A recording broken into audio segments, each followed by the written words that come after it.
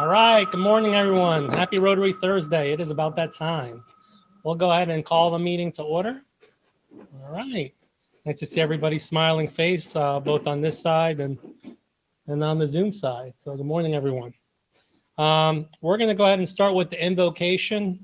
Emily's going to lead us in invocation and the pledge, so she's on her way up. You can use my box.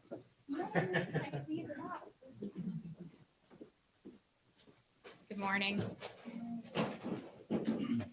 Please bow your heads.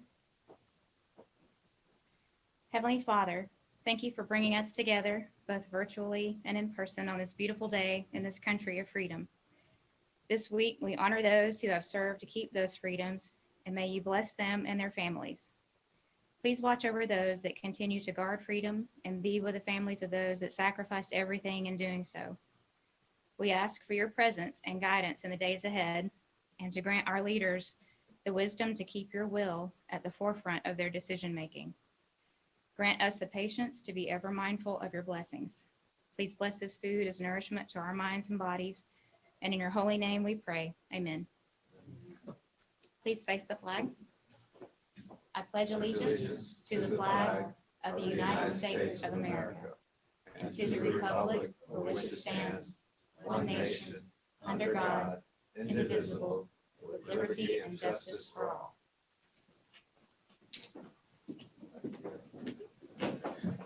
Okay, thank you, Emily. And I know we have a lot of club members here that have served in the military, so thank you all for your service, both here on the Zoom side. Hope you all had a good Veterans Day. Just a little housekeeping on the Zoom side. Please don't forget to mute your microphones. I think I'm not hearing a lot of feedback, so it sounds like everybody's muted. We'll go ahead and start with introduction of guests, whether Rotarians or non-Rotarians. So I see Dustin is here. I think this is Dustin's third meeting. So welcome back, Dustin. I think you might see an email from Emily coming soon. She's our membership chair.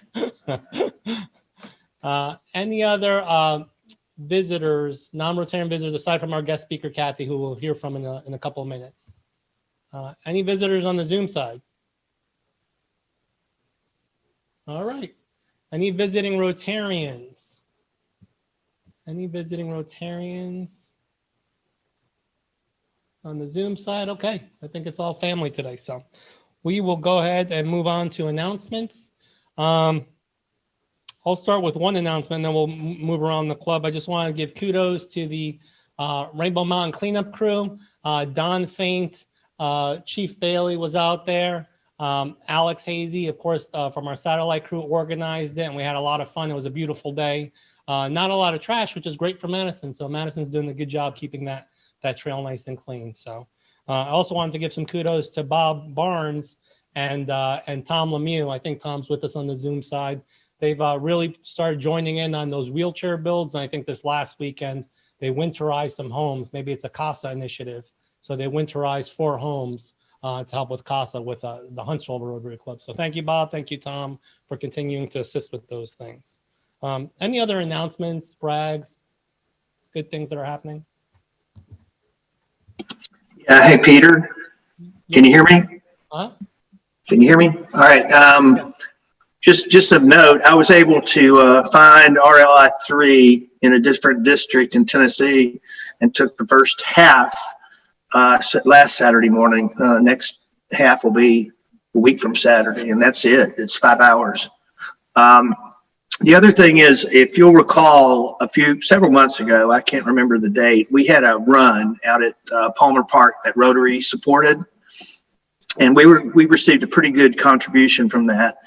They're back this Sunday. It kind of crept up on me, and looking for a handful of volunteers. Sunday, 7 o'clock-ish.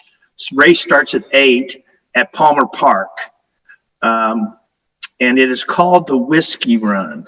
So you can infer, a little bit from that. So if anyone's interested in makeup, getting out and just in the fresh air and just serving as guides for the route or whatever they need, 7 o'clock, 7 to 7:30 on Sunday at Palmer Park. Thanks. Okay, thanks, Mark. Bill, I think you had something. If you don't mind testing our second mic over there, so I can hear you on the Zoom side. You can just pick it. It's on the table right here. Instead of making you walk the extra 15 feet to the podium. So good morning. Can you hear me? Yes. I can hear Okay. you. Okay. So I just wanted to say that the Satellite Club will not only be helping with the Thanksgiving baskets for the Legacy Club, but we will also be providing Thanksgiving for 15 to 20 youth that are that have been trafficked and that their home is at Safe Harbor in Huntsville. Thank you, Bailey. And we'll talk about baskets more in a second. On those other 15 baskets, how are you gonna? Are you working with Melissa to include those, or are those separate initiatives? Okay. Okay. Well, let us know if there's anything we can do. Any other announcements before we move on to club business? Am I missing something? Okay. Well, let's go ahead and start club business. And speaking of baskets, Melissa, if you're on, would you mind mentioning where we are on baskets? Yes. We have gotten probably about 40% of the club has donated money for the baskets. And in addition to that, Sandy has made some grant requests to local businesses, and Walmart gave us a $1,000 grant, which is awesome. So I've reached out to Bill Holtzclaw, and he is going to see if they're in need of more families for the veterans, for us to add how many families that we're doing. But Monday is going to be the cutoff for donations.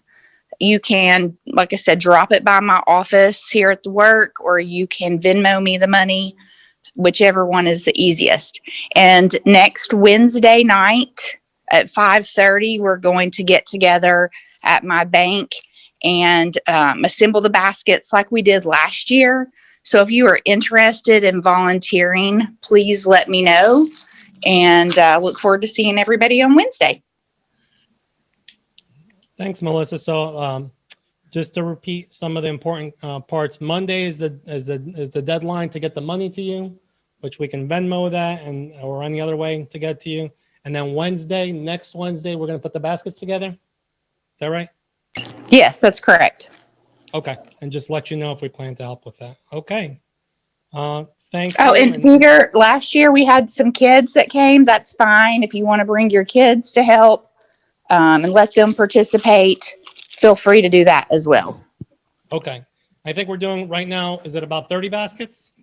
Yes, right now we have 30, and Bill was going back to work today after his surgery, so he's going to check with them today and let me know, how many more that they may have. Okay. And I have $20 here for you from Gail, so that's the official note. So later when I find the $20 in my pocket, that's where it's from. Okay. And I'll get that to you later, Melissa. Speaking of baskets, Sandy, who's here actually in person, applied for a grant with Walmart, $1,000 grant for food for the needy, which aligns with what we're doing for Thanksgiving. And Walmart was gracious and generous enough to give us that grant. So thank you, Sandy, for applying for that. We'll use some of that towards what we're doing now with Thanksgiving baskets. So Bailey, some of that can help with that if it involves food. And if anything's left over, we'll use it as long as we use it for food. Walmart's good with it. So we'll see how else we can use it if we don't need quite all of it this time around. Okay. Anything else on Thanksgiving baskets or thanking Sandy for the grant money? All right. Christmas party. We had a board meeting these are in no particular order. Board meeting this last Tuesday. We discussed Christmas party, and I don't think we're going to have one this year. This will be the second year, and I don't see any big difference between this year and last year. But there is light at the end of the tunnel. So we might do something in lieu of having a Christmas party just to have that holiday spirit within the club. So we're working on something there. I don't think we mentioned this, but meeting attendance. When COVID hit, we kind of gave everybody a pass on meetings and coming to meetings. But now that we're doing things, we're having hybrid meetings where you can join us via Zoom or in person. We're asking that the club participate again. At least 50% of our meetings if not meetings on the hybrids, on the Zoom side or on the person side, at least doing makeups. So I was the king of makeups one year. I had 100% attendance doing 90% makeups. But what makeups do for you is keep you connected to what Rotary's doing. So the reason we kind of push attendance is just to keep that connection with Rotary. If you don't come to 90% of the meetings or 100% of the meetings, eventually you just start drifting off, and then eventually you fall out of the club. And we don't want that to happen. So I'm just mentioning this time, and Cynthia will put in the newsletter for other folks to read. We do expect or request that you come to at least 50% of the meetings, or at least do some makeups to keep that connection with Rotary. And last for me, and then I'll turn it over to other club business. Q3 dues, we've had the dues at about $50 because we overpaid last year before COVID hit and we stopped having the breakfast. That's kind of run its course. So starting Q3, we'll raise that to $100 for the quarter, for the Q3 quarter. So that'll come in January. And that's because people are now able to enjoy the breakfast. If they want to come in person, we're rotating those members around. So I just want to give you a heads up that the board is looking at raising that dues in Q3 back to 100. Versus, it's still lower than the 150 because we're not having the buffet breakfast. Hey, Peter. Yes, ma'am. I did want to say that we do have another guest who signed in, Lee Shaw. Morning, Lee. Welcome to the meeting. Okay. I said that was the last for me, but the real last for me is the library project. Some people may have missed it, but right now we're on hold for helping out at the cleaning up the garden, the children's garden. Sarah is getting with the city contractor, whoever set that up when we set up the children's library, and they may do some of the work that we were going to do as a done in the day project. So they may pull weeds and things like that. So we'll wait to hear from Sarah on that one. The front door. 7:45. Okay. If everybody on the Zoom side can go to mute, unless you have something to say. Sorry if that came out the wrong way. For that to come out the wrong way. All right. Any other club business before we get to our slides? Did I miss anything? Mark, Cynthia, did I miss anything? Not that I know of. Okay. And then, so Kathy's gonna come up here in just a couple of minutes. I just want to do touch on a couple of things. If you go to the next slide.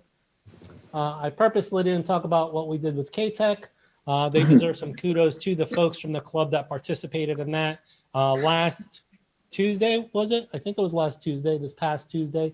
We had Bill, Melissa, Larry, and Chief Bailey, and hopefully I'm not missing anybody else, that went over to K-Tech to lead the integrity class, the integrity portion of that class. So they talk about our four-way test.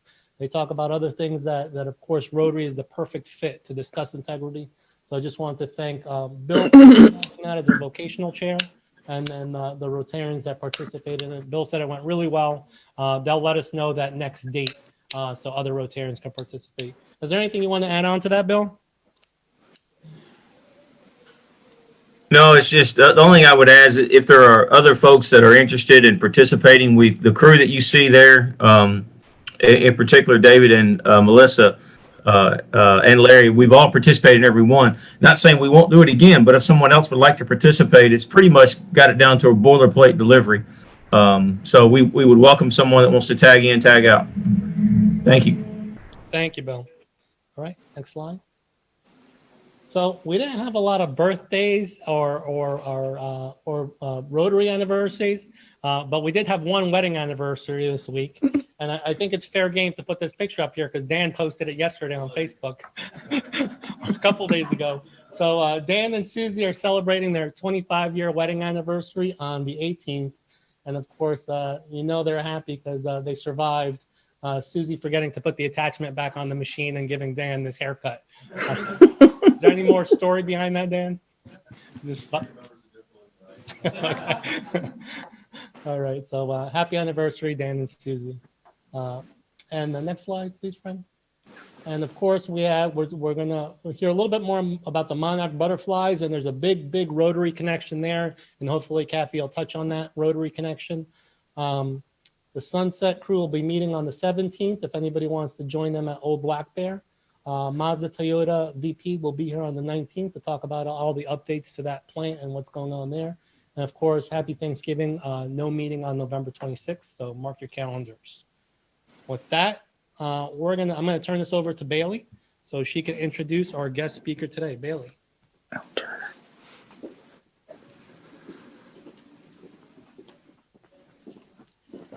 Good morning, everyone. It's so great to see all of you.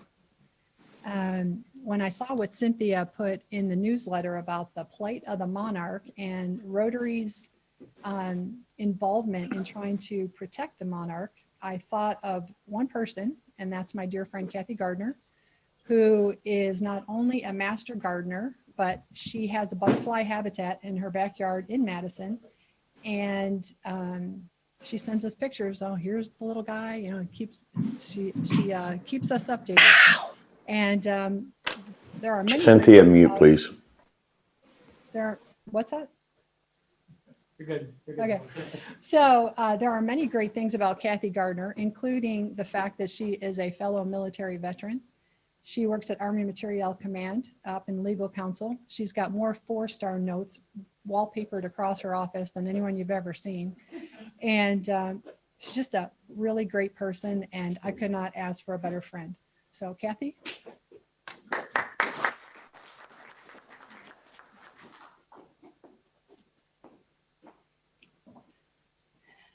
Bailey, thank you very much for that very kind introduction. Now I'm going to have to work to earn it. Let me take my mask off. Well, good morning, everyone. Thank you so much for having me here. I want to start off by letting you know that I've lived in Madison for more than 15 years, but I'm from metropolitan Detroit, which means I talk fast. So if I get a little ahead of myself, just please raise your hand or something and I'll just go slow it down, okay? So next slide, please. Oh, I'm sorry, go back one slide. The reason I titled this Monarch Conservation and Planting for Pollinators is because they go hand in hand. If you're going to plant milkweed for the monarch butterfly, you're also helping pollinators. Okay, next slide, please. So the monarch is one of the most widely recognized butterflies in North America. It's also Alabama's state insect, and it's also a pollinator, along with wasps, bees, hummingbirds, bats. There are several pollinators, but you may not know that pollinators add, I'm sorry, I'm a little nervous. According to the Pollinator Partnership, okay. Pollinators add $217 billion to our economy on an annual basis. So Rotarians, because this effort is across the country, as you help to preserve monarch habitat, you're helping every American. And I don't think it's an overstatement to say that. Again, pollinators help 1 out of every 3 bites of food that we eat. Next slide, please. Now, being mindful of your time, I had a bunch of charts initially in this presentation and I cut them. I think we all know the monarch butterfly is in decline by 90%. And the milkweed that they rely on, there's only one plant that a monarch butterfly will lay eggs on, the host plant, and that's milkweed. There are about 300 varieties of milkweed, and there are 10 that are native in Alabama. If the monarch butterfly can't find the milkweed, it can't lay its eggs. So there's a direct correlation, the fact that the habitat and the milkweed sources are down to only 10% in our country, and the monarch butterfly is down to just 10% of what it used to be. That's a huge population drop. Next slide, please. So why is the monarch population in decline? Well, there are several reasons. Habitat loss, mainly due to urban sprawl. According to Pollinator Partnership, 6,000 acres are lost to development every single day. And that's a huge habitat loss. There are 3 migration routes for the monarch butterfly. There's up the Pacific coast, and that's called the Western monarch.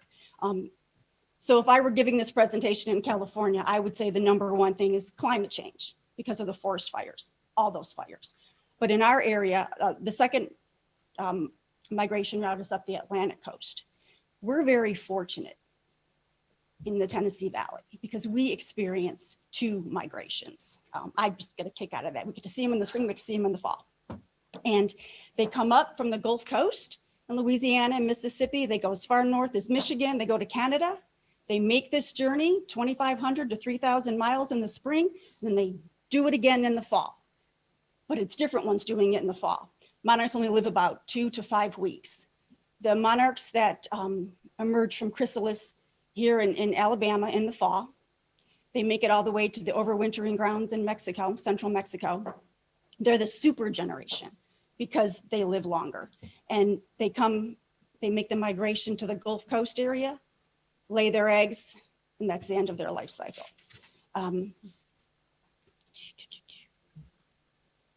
So next slide, please. And this is the most important slide. How can Rotarians help?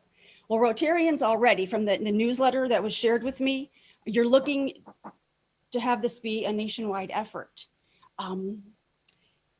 You are the business and the government leaders in the city of Madison. You can make this happen. You're the influencers. And I believe that when you restore the monarch habitat in Madison, neighboring cities are going to look to you to see how you did it. And this effort can snowball.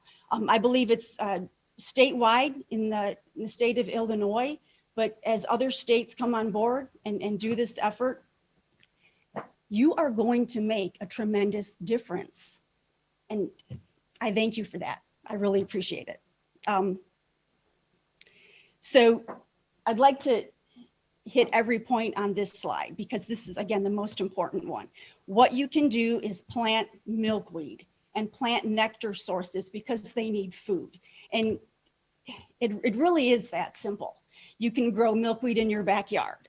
Milkweed does get kind of gangly in the fall. It starts to die off. Most of my milkweed is planted behind my lilacs, my butterfly bushes, my roses. So you see all the pretty blooms, the milkweed's back there.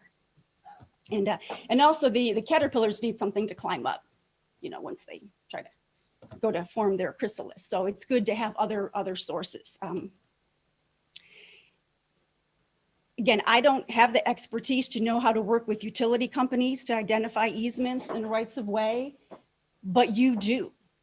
And you can, I'm sure when you're just driving in your car in the city of Madison, you're looking around going, that could be a milkweed habitat. That's just a bunch of weeds growing there. Why can't we throw some milkweed? Because you can. You can. I've taken some pictures. I'll get to that in a minute. And also, I look at churches and about 5 days a week, they're an undisturbed habitat. Plant the native eastern redbud, that's a pollinator tree. There are so many things that can be done in the back of parking lots, in tree lines. You can put up some bat houses. There's so much potential in the city of Madison. So next slide, please. I took this picture. This is at Hughes and Highway 20. So if you're going to turn on Highway 20 to the left, we have this beautiful Welcome to Madison sign with all the pretty plants. And on the right side is just a bunch of vegetation. So that's, to me, that's a good opportunity to do major plantings. This slide and the next several slides of what I call proof of concept slides. I don't have to get all master gardening on you and talk about soil pH levels. If something's growing there now, milkweed will grow.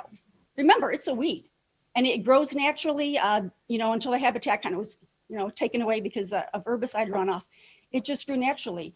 And the seed pods burst in the September, October timeframe and the seeds go everywhere. So if there's plants there now, it can grow. I wanted to show this slide basically because that soil is all churned up. Milkweed seed prefers disturbed soil. If you're going to toss, if you want to toss grass seed on your lawn, you just keep it watered for 2 weeks and the grass seed is going to grow.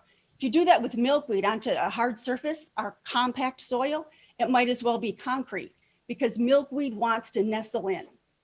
It wants that disturbed soil. But if you had an area like this where you churned it all up, I call that seed and leave. You toss all the seed down, put a little bit of topsoil on top to protect it so it's not a bird feeding frenzy, and you'd be good to go. It would take off. You would just be amazed. Okay, next slide, please.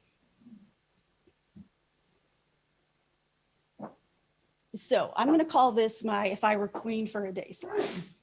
If I were queen for a day, I would be arrested for trespassing.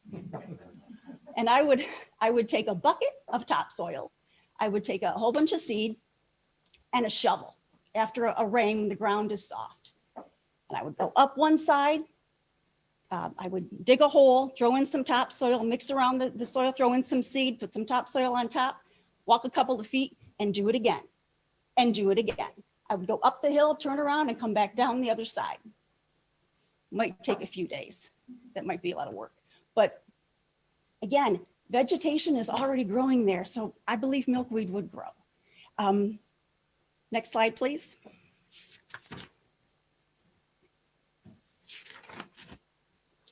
Okay. I guess I'm a little greedy with being queen. I want to be queen for one more day.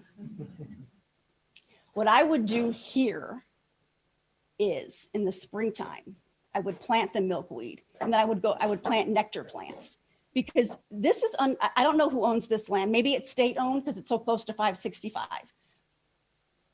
But there's so much land and it's been there for the longest time and no one's done anything with it. I know because I've been keeping my eye on it. And I may or may not have already put milkweed on that land. It's easily accessible right there. You just go into the Furniture Row parking lot. And if the milkweed starts growing, you plant nectar plants. So I've got my tiara for one more day. I'm going back out there in the spring and I'm putting out some Joe Pye weed or some, oh, I can't think of the word, the yellow, it grows everywhere here. Oh, I can't think of the word. But nectar plants. There's already plenty of vegetation, so the caterpillars have something to climb up and form their chrysalis. Okay, next slide, please. Yeah. Okay. I think I'm talking too much. Next slide, please. All right. We all know where we are, right? I took these pictures outside the YMCA property. Yep. So it looks like there was spray.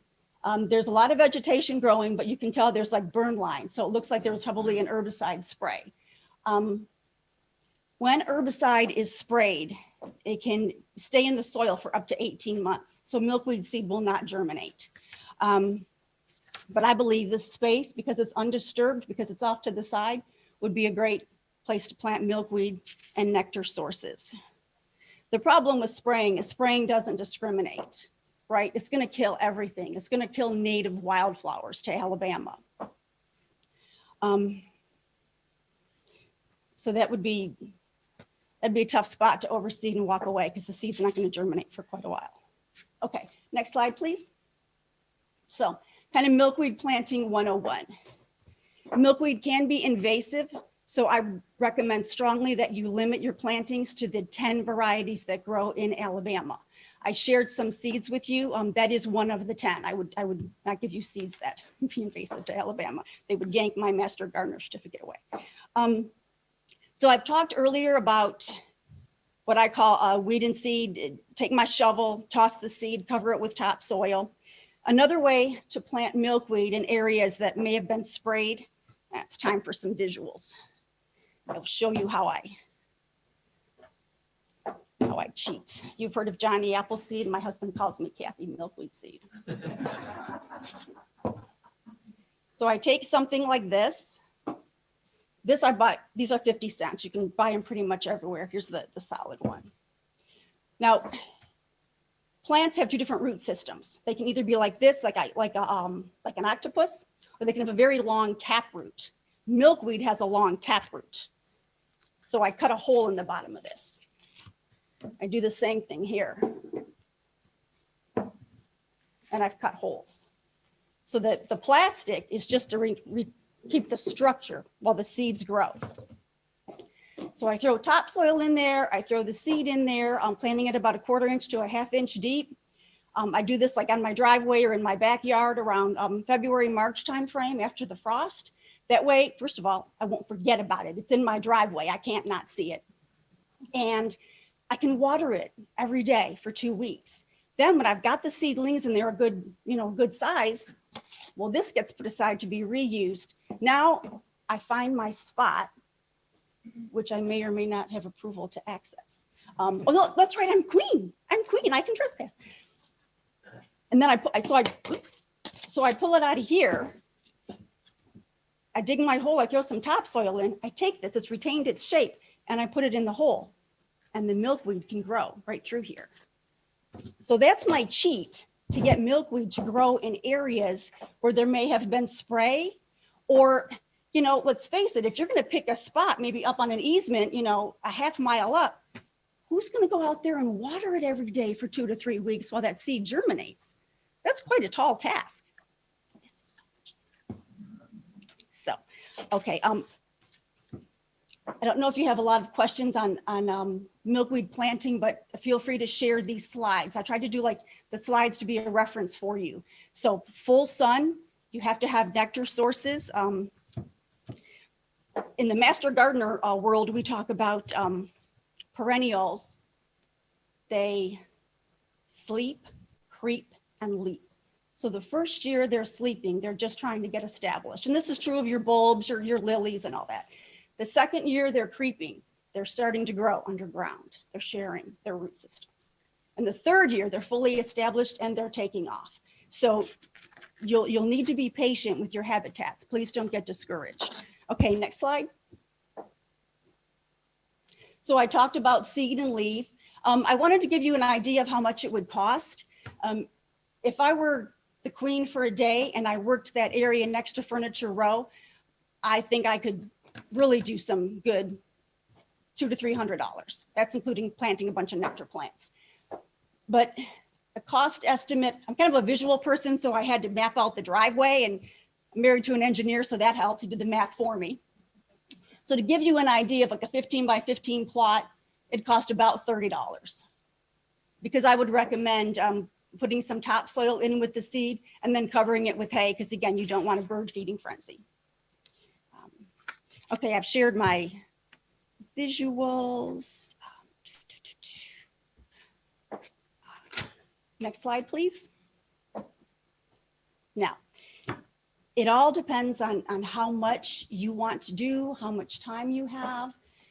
There is, wait, can we go to slide 14? I think we skipped one. There's one I called extra effort, creating a pollinator bed. Yeah. So the Master Gardeners of North Alabama, they're volunteers, and so they lend their expertise. NASA has a bed on Redstone Arsenal, a beautiful pollinator bed. When I take lunch breaks, sometimes I go there and walk around. 4 Master Gardeners designed those beds completely free of charge. So just thought I would throw that out there, that there is expertise available to you, because I already asked my fellow Master Gardeners and said, if you were, yes, they will help you. Okay, next slide, please. So,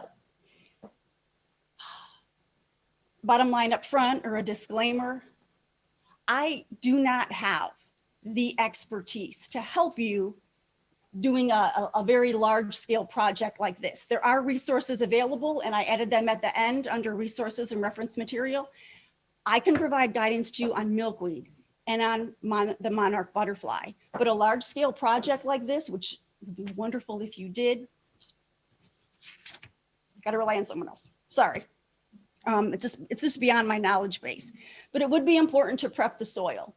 And then where I've put innovative approaches, that's where these little buddies come in. So there are ways to do it. And I also could always put something in the pot like this to later on let you know where you've got the plantings to check on them. And then when you've done all this, when you've created all these habitats within the city of Madison, get recognized. There are a lot of organizations out there that recognize your garden as monarch way stations, as butterfly habitats. There's a Million Pollinator Garden Challenge out there. So absolutely get recognized for what you're doing, because you will inspire other Rotarians to follow your example. Okay, next slide, please. So I want to thank you. I want to thank you for having me here today. I want to thank you for caring about monarch conservation and planting for pollinators. And if you have any questions, I'm available at any time. But are there any questions right now? Oh, thank you, Bailey. To get you started, I've already purchased 12,000 milkweed seeds for you. You could call it a push in the right direction, or you could call it a gift. I have a question, but it's more for Mark Jacobson than it is for Karen. The question I have is, how much involvement would the city have for us to define a location?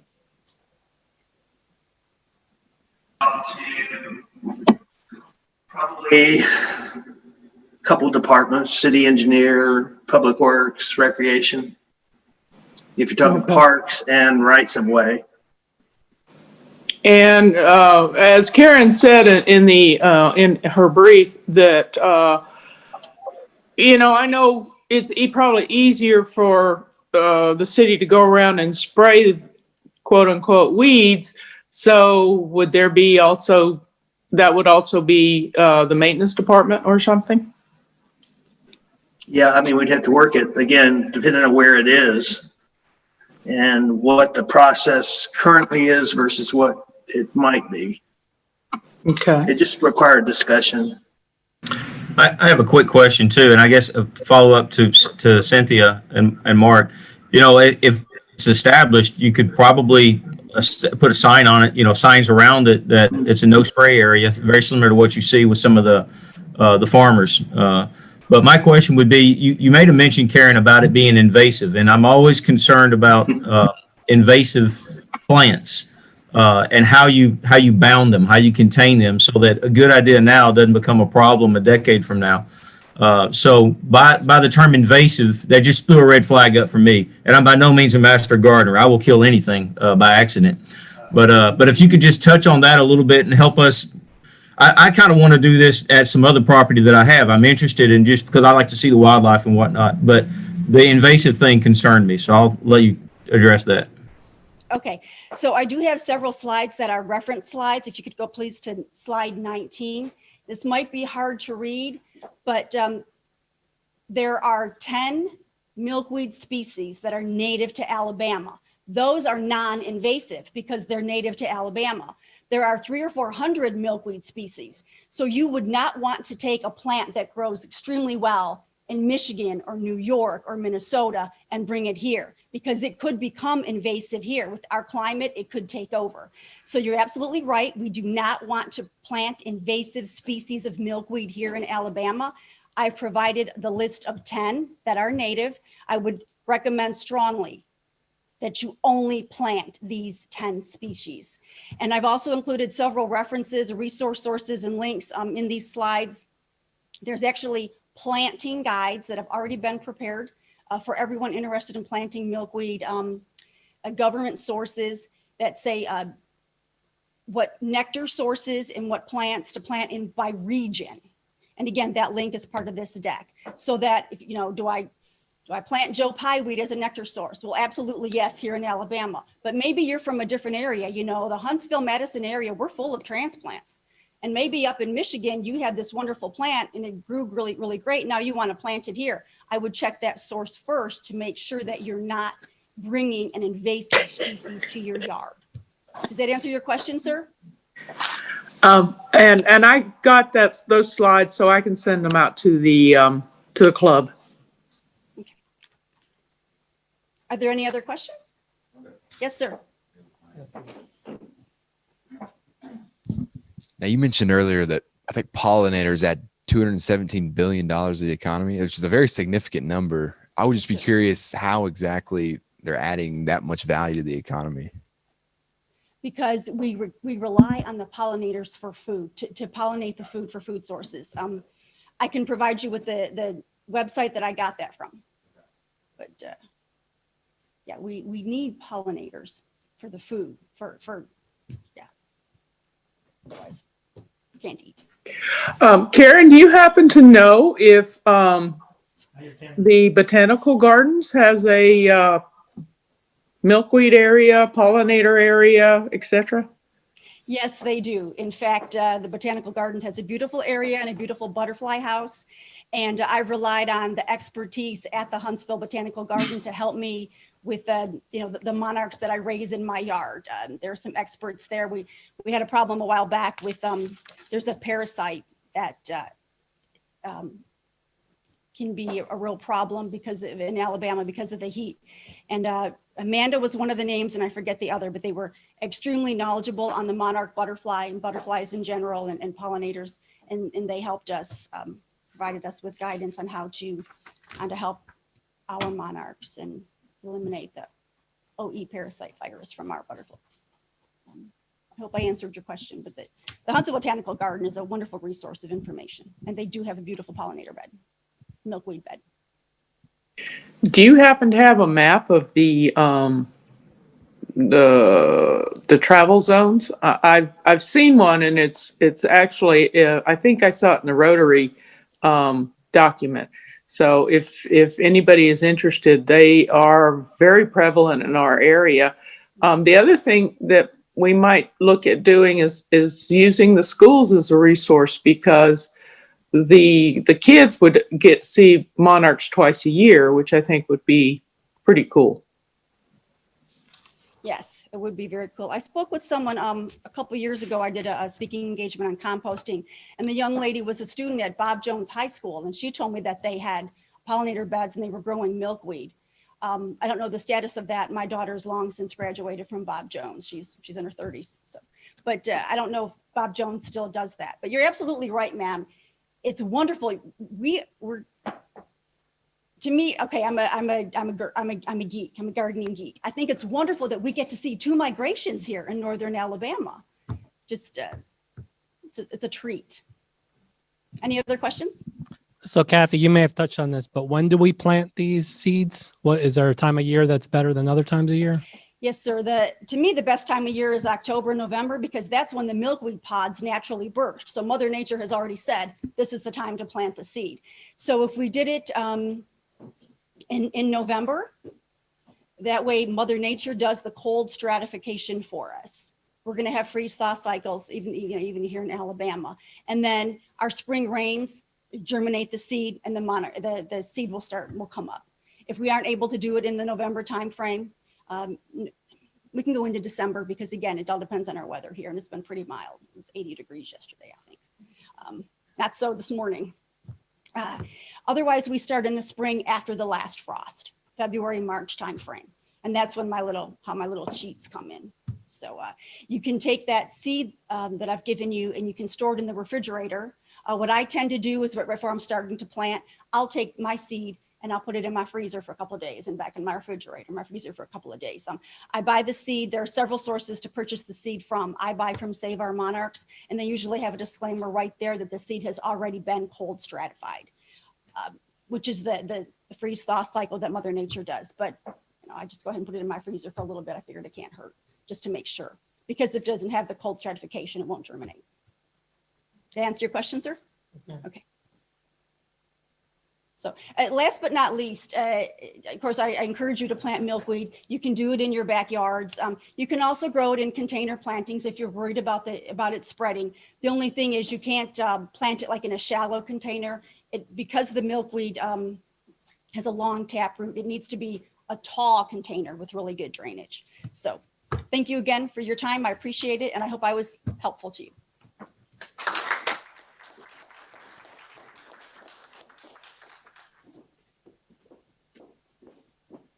All right. Wow. Thank you so much, Kathy. I think I learned a lot more about the monarch butterfly and what we need to plant to get them migrating and keep them migrating over here.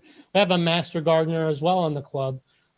She's our former district governor, Pat Cross. I don't know if you guys ever crossed paths, but Pat's up there too. So now I know 2 master gardeners in my life.